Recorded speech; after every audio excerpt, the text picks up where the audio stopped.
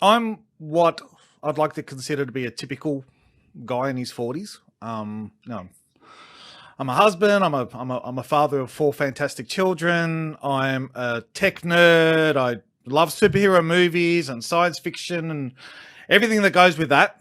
I also happen to be profoundly deaf as well. So I have a cochlear implant in my left ear, and I wear a super high powered hearing aid in my right ear.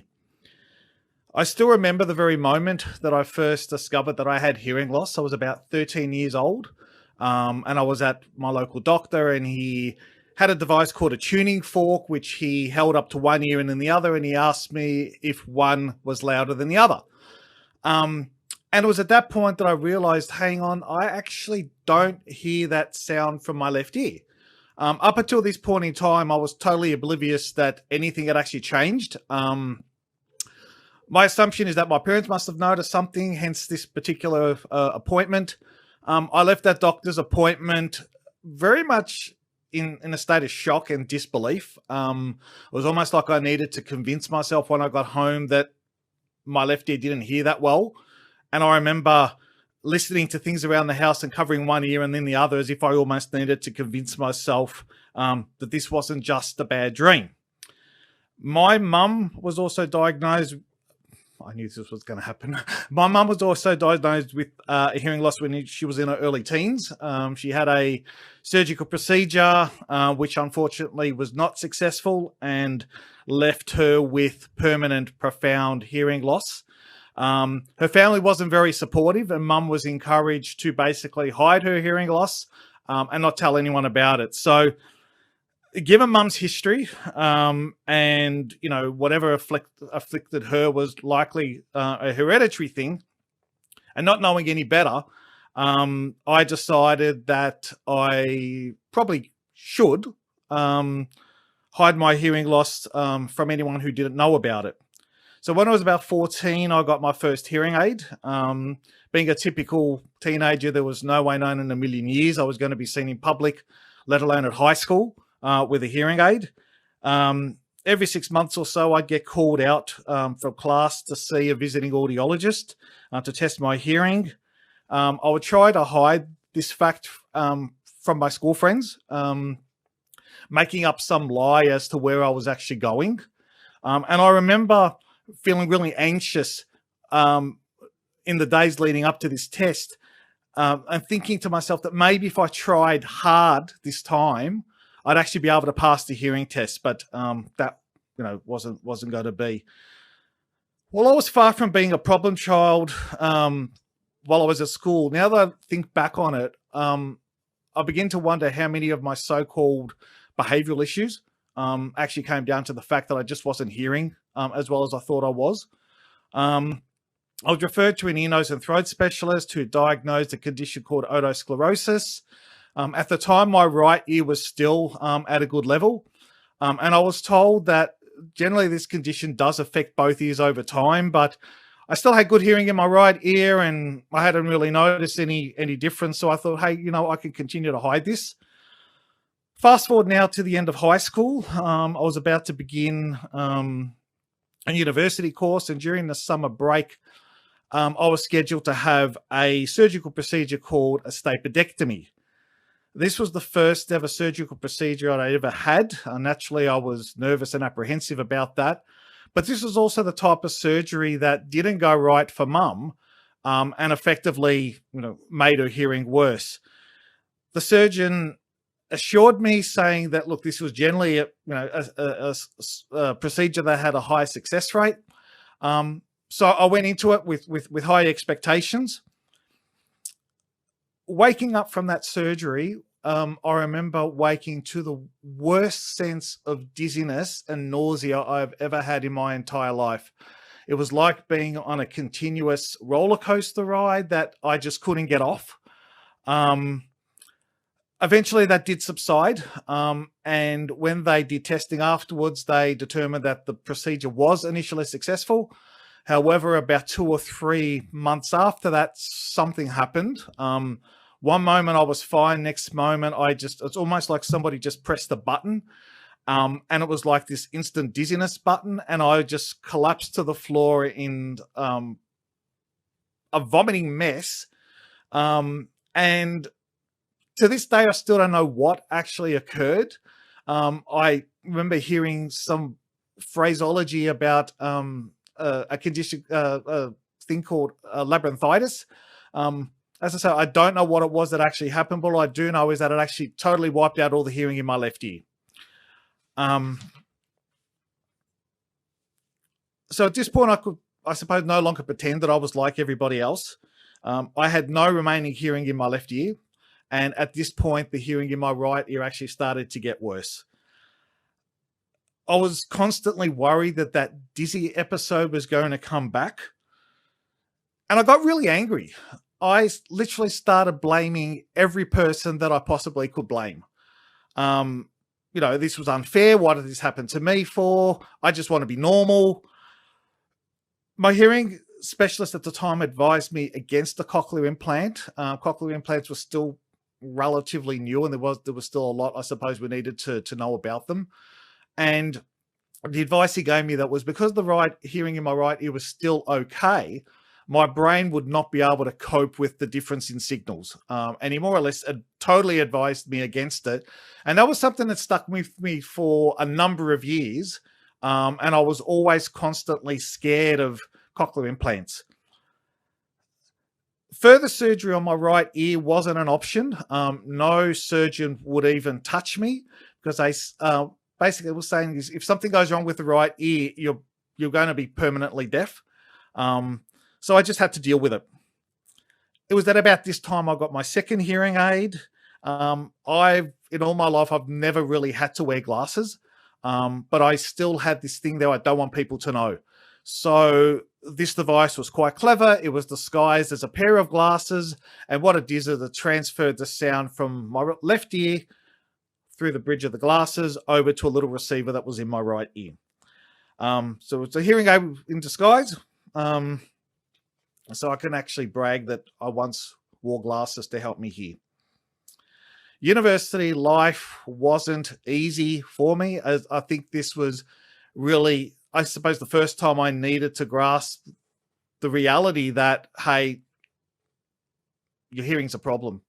It was the first time I ever spoke up to anybody who was an immediate family about it. And at La Trobe University, there was somebody called a disability liaison officer, and she got me connected with somebody who would basically sit next to me in lectures and take notes, which meant that I could then record the lecture on, a little tape device.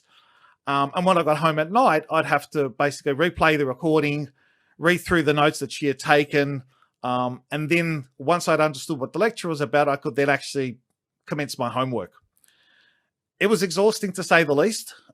It was so exhausting. I can't even begin to tell you how stressful that was. After uni, it was time to find a job. I suppose we all hate going through job interviews. They're a daunting process as they are. And I think it's safe to say that I made an absolute mess of quite a number of job interviews simply because I just wasn't hearing that well. I still recall one particular interview where the guy just gave me this look like I was an absolute idiot. And I walked out of there feeling about this small. And I think what had happened is obviously I've misunderstood the question that he had asked me, or answered totally inappropriately. Eventually, I did secure work with an internet service provider, and I worked in their quality assurance department. And it was at this particular point in my life that I suppose I got my hearing wake-up call. So, like Maxine, there was an incident that happened where I was crossing a street in the CBD of Melbourne, and I was there with a group of my work colleagues, and I didn't hear that there was a tram coming down on my left-hand side.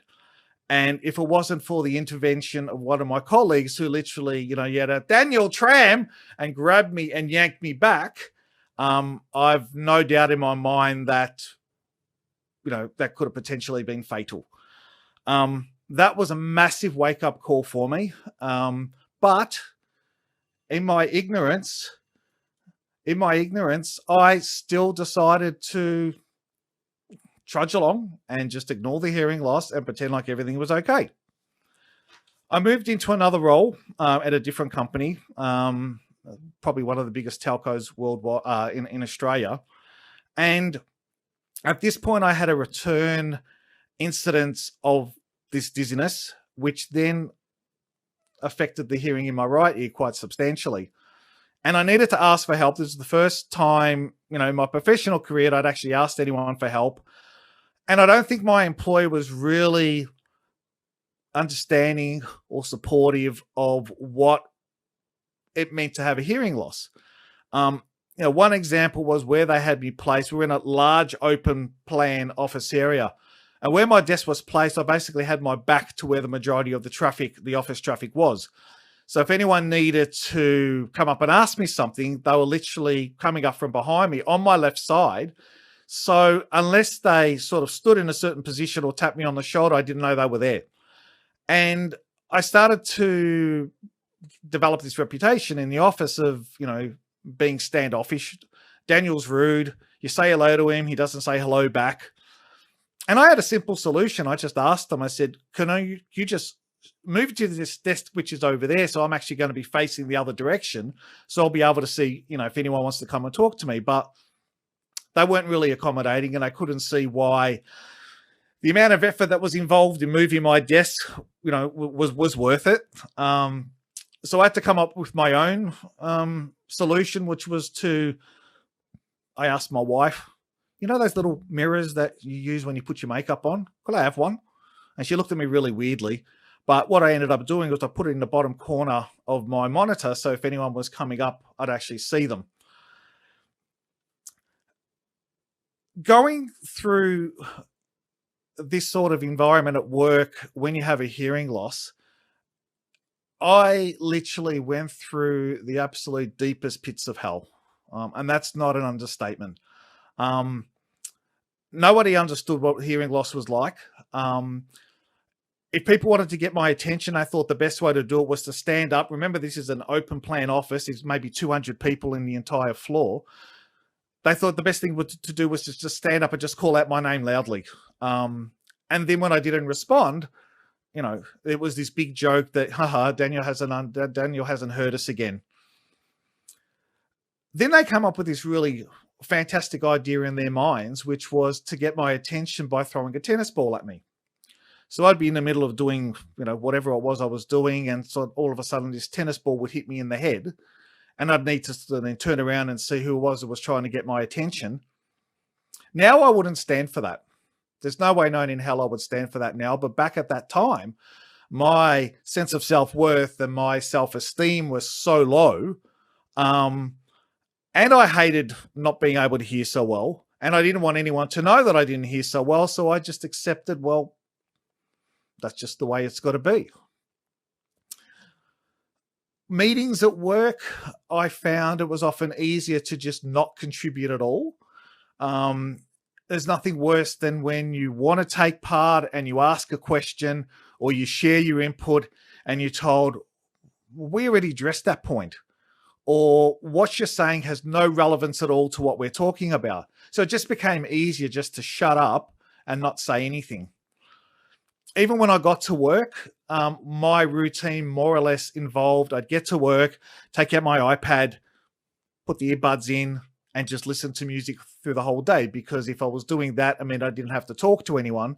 And I didn't have to talk to anyone, I mean, I didn't have to struggle through a conversation.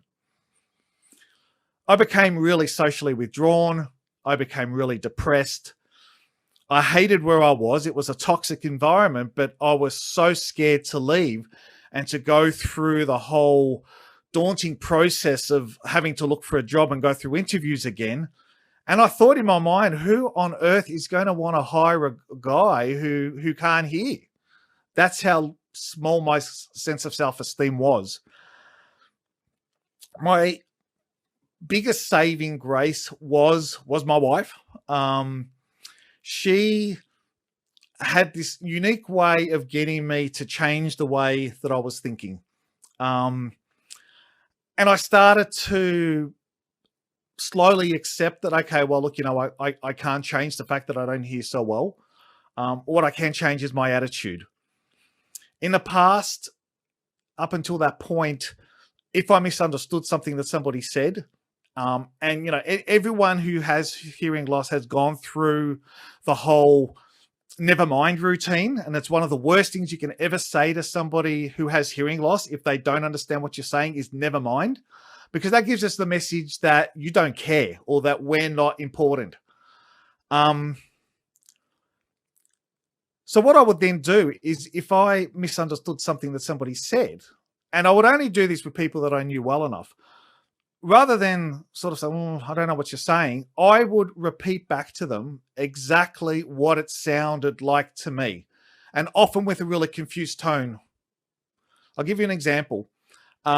We had gone away on holidays, and we had a really busy day out.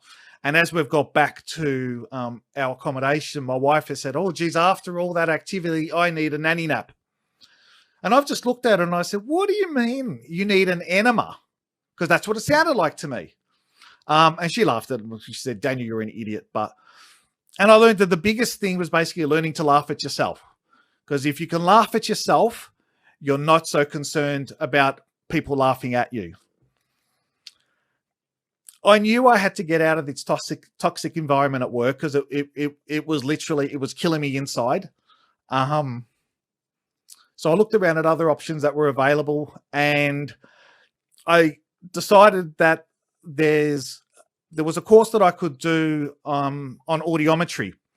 And I thought, what better job for me to get into, because I've lived hearing loss. I've been through every extent of hearing loss that's possible. There's nothing that comes with hearing loss that I haven't gone through. And I thought, I've got this experience that I can share that with other people, and nobody has to go through the crap that I did. So I got into that course, and I needed to find a clinic to do my clinical placement at.